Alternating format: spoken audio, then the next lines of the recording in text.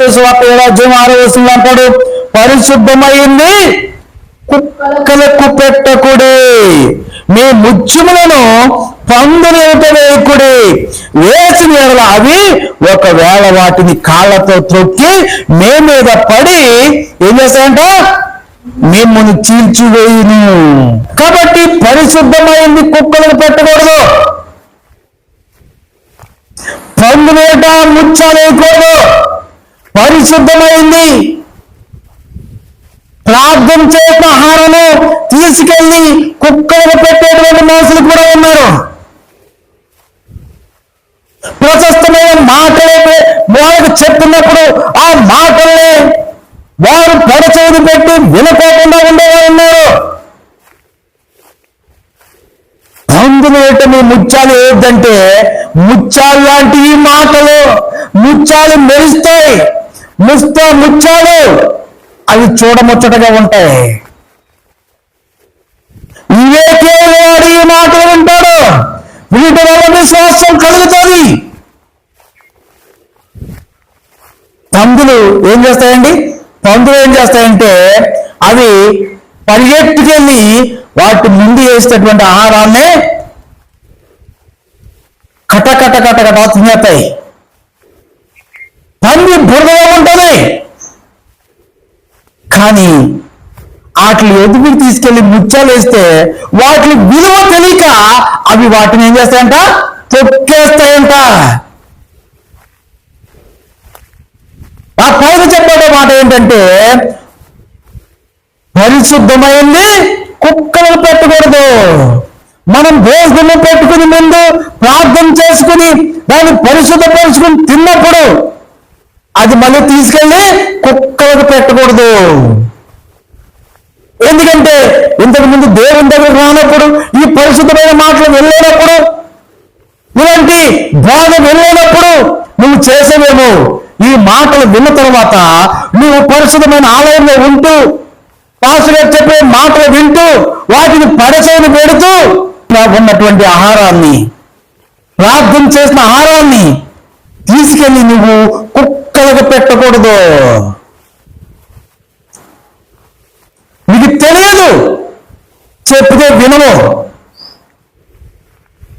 కాబట్టి దేవుని మాటలు మనము దీనత్వంతో వినాలి. అందుకనే ఏంటంట, నీతిమంతులు గద్దించుట నాకు మేలు అని చెప్తున్నాడు దావీదు. నీతిమంతులు గద్దించినప్పుడు మనం లోబడాలి. ఎవరు నీతిమంతులు? దేవుని మాటలు ఎవరైతే నీకు బోధించడానికి దేవుడు నిర్ణయించి నియమించాడో ఆ సేవకుడు బోధించే మాటల్ని నువ్వు వినయముతో అంగీకరించాలి. పరిశుద్ధమైంది కుక్కలకి పెట్టకూడదు. ప్రార్థన చేసినటువంటి ప్రతి ఆహారము కూడా అది పరిశుద్ధం. అది రోడ్ల తిరిగి అక్కడ ఇక్కడ తిరిగే కుక్కలకు తీసుకెళ్ళి పెట్టకూడదు. పరిశుద్ధం తీసుకొచ్చే ఆహారము, పరిశుద్ధమైన ఆహారము అది తీసుకొచ్చి మీకు పెడితే దాన్ని తీసుకెళ్లి మీరు కుక్కలు పెట్టినటువంటి రోజు ఉన్నది. కుక్కలు ఏం చేస్తాయంట, ఇస్తల్ని చింపుకు తింటాయి. మనుషులు ఇస్తల్లో సక్రంగా భోజనం చేస్తారు. మనిషి ఆ ఇస్తల్లో పెట్టినటువంటి ఆహారము సక్రంగా కలుపుకుని సక్రంగా భుజిస్తాడు. అది తీసుకెళ్లి కుక్క ముందెడితే ఆ విస్తడి చింపుకుని చల్లా చెదురుగా తింటాది. కుక్క స్వభావం అది. కాబట్టి పరిశుద్ధమైంది కుక్కలకు పెట్టకూడే.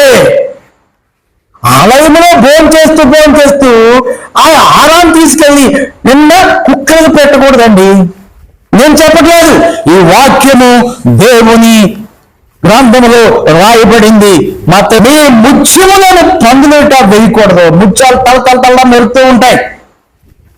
గద్దింపు మాట ముత్యములా దిగి మీ బ్రతుకు బాగుపడడం కోసము, మీ పాపాల నుంచి విడిపించబడడం కోసము, మీ మూర్ఖత నుంచి, మీ చీకటి నుంచి మంచి మార్గంలో పెట్టుట కోసం చెప్పినటువంటి మాటలు ముత్యాలు దేవుని వాక్యము మీరు తొక్కేస్తున్నారు, వింటలేదు. వినయం గలవాడు దేవుని మాట అంగీకరిస్తాడంట. సామెతల గ్రంథం 11వ అధ్యాయము 22వ వచనం మనం చూసినప్పుడు అక్కడ ఒక మాట ఉంటది, వివేకము లేని సుందర స్త్రీ పంది ముక్కులున్న బంగారు కమ్మి వంటిది. పంది ముక్కుది ఏముంటదండి? ఏముంటది?